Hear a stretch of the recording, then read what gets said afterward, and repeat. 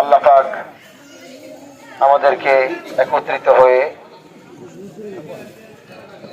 এখানে আসার মতো তৌফিক দিয়েছেন। আমি আসতে পেরেছি, এজন্য আমি আল্লাহ পাকের কাছে শুকরিয়া আদায় করি। আসলে লম্বা কথা বলার কিছু নাই, সব জায়গায় হার জিত থাকে এবং চেষ্টা চালিয়ে যাওয়াটা আমাদের কাছে থাকে, কিন্তু ফায়সালা থাকে আসমানে। আল্লাহ যেটা ফায়সালা করেন সেটার বাইরে আমরা হয়তো কেউ কিছু করতে পারি না। কখনো সেই রায় আমার পক্ষে হয়, কখনো সেই রায় হয়তো আমার বিপক্ষে হয়, কিন্তু আমি ব্যক্তি হানজালা, আমি কোনো দলের ব্যক্তি, কোনো দলের না, আমি কোনো স্পেসিফিক কোনো ব্যক্তি কেন্দ্রিক না। যেহেতু এই শিবচরের মানুষ আমাকে ভোট দিয়েছে, জয়যুক্ত করেছে, তার মানে আমি সবার।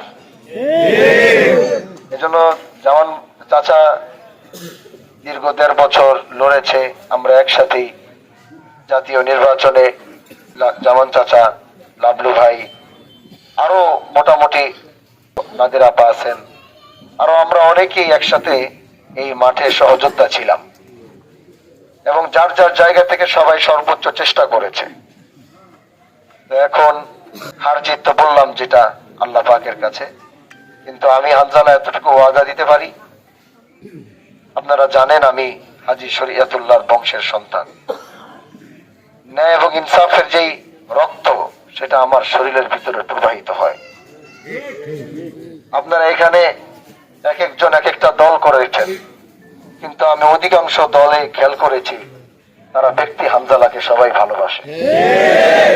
এটা আমি সব জায়গায় খেয়াল করেছি। এটা যতগুলো, সেটা জামান চাচা এই প্যানেল হোক, যে কোনো প্যানেলের, সবাই তো শিবচরের, হয়তো এক একজন এক একটা দল করতে পারে, কিন্তু আমি যখনই যে জায়গায় গিয়েছি আমি দেখেছি যে সবাই ব্যক্তি হানজালাকে ভালোবাসে। আর এই ভালোবাসার কারণটা এটা হতে পারে যে হানজালা ন্যায় এবং নীতির উপরে ছিল, কোন সময় কোনো অন্যায় অবিচারের সাথে সে জড়িত হয় নাই। এজন্য আমি চাচাকে, জামান চাচাকে বলবো, চাচা এখানে মন খারাপ করার হয়তো কিছু নাই, আপনার নেতাকর্মী আপনাকে ভালোবাসে, মহব্বত করে। আপনি নির্বাচিত হলেও তারা আপনার, আপনি নির্বাচিত না হলেও তারা আপনার সাথেই থাকবে।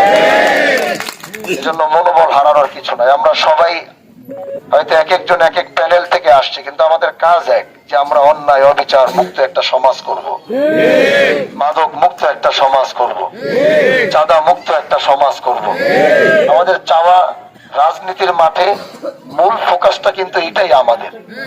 এরপরে কে আসে কি করবে এটা তাদের ব্যক্তিগত বিষয়, কিন্তু আমাদের ফোকাস তো এটা যে আমরা যারা নির্বাচিত হয়ে আসব, আমাদের কারণে যেন জনগণ ভালো থাকে, আমাদের কারণে যেন দেশ ভালো থাকে, দেশের মানুষগুলো ভালো থাকে, তারা যেন নিরাপত্তা পায়। তো আপনার কাজ, আমার কাজ বা আমাদের কাজ, সবার কাজ ছিল এক। তো হয়তো আমি এখানে যদি কোনো কারণে আল্লাহ আমাকে কবুল করেছে, তো আমি সবসময় মনে করবো যে চাচা আপনি অবশ্যই আমার সাথেই থাকবেন এখানে। এবং আমার চাওয়া হচ্ছে যারা আছে সবাইকে নিয়েই কাজ করব। একা আমি কাজ করলে আমি কাজ করতে পারবো না।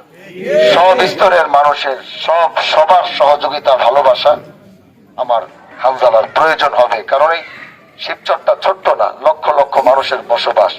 কখনো আপনার পরামর্শ প্রয়োজন হবে, কখনো আপনার সাথে আমাকে প্রয়োজন হবে।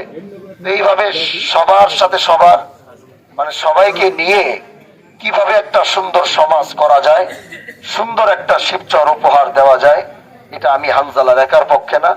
আমি চাই যে আপনি এবং আপনার দলের যারা এখন উপস্থিত বা যারা উপস্থিত হতে পারে নাই, বিপুল সংখ্যক মানুষ আছে, আমি চাই তারাও ন্যায় এবং ইনসাফের সাথে তারা আমার পক্ষে থাকবে ইনশাআল্লাহ। এজন্য আমি আর বেশি লম্বা কথা বলবো না। ইনসাফের এই রাজনীতিতে যেগুলো অন্যায় সেগুলো আমার সামনে অন্যায় থাকবে ভাই। সেটা যদি আমার বাবাও অন্যায় করে, আপনারা জানেন আমি সেই হানজালা, আমি বাবার বিরুদ্ধে দাঁড়াতে এক সেকেন্ড চিন্তা করব না। অন্যায় অন্যায় হবে, যদি সে আমার আপন রক্তের ভাই হয়, কিন্তু আমার রক্তের ভাইও যদি অন্যায় করে, আমি হানজালার এক সেকেন্ড লাগবে না তার বিরুদ্ধে দাঁড়াতে। আমি এইভাবে সংগ্রাম করে এসেছি, ন্যায় এবং ইনসাফের সাথে চলার চেষ্টা করেছি। আমি নিজেকে কখনো, কেউ আমাকে বলতে পারবে না যে আমি নিজেকে কখনো কারো কাছে কোনোভাবে ইনসাফ ছাড়া নিজেকে সুপুত করেছি বা কোনো অন্যায়ের সাথে নিজেকে জড়িত করেছি। এজন্য আমি চাবো, আজ আমি যে বাড়িতে উপস্থিত আছি, আল্লাহর কসম দেশের জন্য একটু কাজ করতে চাই, আল্লাহর কসম দেশের মানুষের জন্য একটু কাজ করতে চাই, মা বোনদেরকে নিরাপত্তা দিতে চাই, আগামীর ভবিষ্যৎ যুবকদেরকে একটু মাদকের হাত থেকে রক্ষা করতে চাই। এজন্য আপনাদের সবার সহযোগিতা আমার প্রয়োজন। ইনশাআল্লাহ আমি আপনাদের সবাইকে সাথে নিয়ে সুন্দর শিবচর কিভাবে করা যায়, নিরাপদ শিবচর কিভাবে করা যায়, ইনসাফ ভিত্তিক শিবচর কিভাবে করা যায়, আমি আমার জীবনের শেষ নিঃশ্বাসটুকু দিয়ে হলো আমি সেটা করার চেষ্টা করবো ইনশাআল্লাহ। এবং সমস্ত অন্যায়, আমি একটি কথা আবার বলি, যেটা অন্যায় সেটা অন্যায়। এজন্য আপনি রোহন ভাই এখানে যেটা কথা বলেছেন, রোহন ভাই আপনি জানেন যে আমি কি পদের মানুষ বা আমি কি মন মানসিকতার মানুষ। আমি একটা কথা বলেছি, কেউ যদি সরাসরি অন্যায় অবিচারের সাথে জড়িত থাকে, তাহলে আপনার মনে রাখতে হবে, সে যদি অন্যায় করে থাকে, অবিচার করে থাকে, সে যদি জুলুম করে থাকে, তার বিরুদ্ধে সংগ্রাম করার দায়িত্ব হচ্ছে হানজালার। আবার অনেকে আছে সেই দলের, কিন্তু তারা কোনোদিন অন্যায় করে নাই, তারা কোনোদিন অবিচার করে নাই, তারা কোনোদিন মানুষের জমি দখল করে নাই, তারা কোনোদিন কারো দুইটা থাপ্পড় দিয়ে খারাপ ব্যবহার করে নাই, কোনোদিন তার থেকে চাঁদা চায় নাই, কিন্তু ফিলোসফির কারণে তারা একটা রাজনীতির দল করতেই পারে। কিন্তু সেইখানে দেখা যায় তারা যে রাজনীতির দল করেছে কিন্তু বাপ দাদাদের কারণে করেছে, যে পূর্বপুরুষরা করে আসতেছে আমরাও করি, এরকম সংখ্যার মানুষ কিন্তু আমাদের শিবচরে অনেক আছে। কিন্তু আমার কথা হচ্ছে, সেই সমস্ত মানুষ যারা কোনোদিন অন্যায় করে নাই, দল করেছে, অবিচার করে নাই, দল করেছে, চাঁদাবাজি করে নাই কিন্তু দল করেছে, জুলুম করে নাই কিন্তু দল করেছে, ইনসাফের এই রাজনীতিতে হানজালার দায়িত্ব থাকবে তাদেরকে প্রোটেকশন দেওয়া, তাদেরকে নিরাপত্তা দেওয়া, অন্যায় ভাবে তাকে মামলা মোকদ্দমার ভিতরে জড়ায় রাখবে। এটা ইনসাফের রাজনীতি যদি হানজালা করে, তাহলে তার সেই মানুষের পক্ষে দাঁড়াতে হবে যেন অন্যায় ভাবে মানুষটার উপরে কোনোভাবে জুলুম না হয়, অবিচার না হয়। আমি সেই মন মানসিকতা নিয়ে এই ময়দানে নেমেছি। আর লম্বা কথা বলবো না, আপনাদের সর্বোচ্চ ভালোবাসা, এখানে জামান কাকা আছেন, আপনাদের মুরব্বীরা আছেন, নেতৃবৃন্দ আছেন, সব শেষ এক কথা, আমাদের পরিচয় আমরা শিবচরের সন্তান। এটাই তো আমাদের পরিচয়, আমরা শিবচরের সন্তান। এজন্য আমরা একসাথে সুন্দর দেশ এবং শিবচর গড়ার জন্য আগামীতে আমরা একসাথে কাজ করব। আগামী 5 বছর এই শিবচরে 54 বছরে যা হয় নাই, 54 বছরে যে ইনসাফ প্রতিষ্ঠিত হয় নাই, আমরা চেষ্টা করব সর্বস্তরে সব জায়গায় সেটা প্রতিষ্ঠিত করার জন্য। ভালো থাকবেন, সুস্থ থাকবেন, আমার জন্য দোয়া করবেন।